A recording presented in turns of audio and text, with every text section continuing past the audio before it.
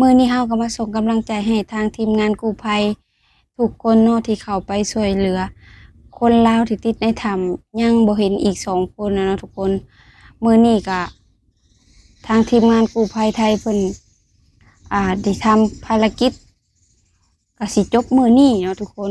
ได้เห็นคุณปอนหรือว่าพี่ปอนเพิ่นโพสต์ลงเมื่อคืนนี้เนาะเพิ่นบอกว่าพรุ่งนี้เรียนเชิญตนทุกตนพร้อมกันหน้าถ้ำพรุ่งนี้เราต้องจบนี่ก็ขอให้เป็นข่าวดีเนาะทุกคนขอให้เจอขอให้พ่อ2 คนที่ติดในถ้ำนั่นอย่างปลอดภัยเนาะแล้วก็ขอให้ทางทีมงานกู้ภัยทุกคนเลยที่เข้าไปช่วยเหลือปลอดภัยทุกคนเพราะว่าก็หลายมื้อแล้วเนาะที่เพิ่นยังหาบ่พ้อ2 คนนั่นก็ขอให้เจอซะเนาะทุกคนที่เขามาช่วยเหลือเพิ่นก็เมื่อยหลายมื้อแหล้วเนาะ แล้วก็เพิ่นก็สิมีหน้าที่ของเพิ่นที่ไปทำภารกิจอย่างอื่นเนาะทุกคนก็จั่งใดก็ฝากเป็นกำลังใจเนาะขอให้ทุกคนปลอดภัยก็ขอให้พบให้พ้อ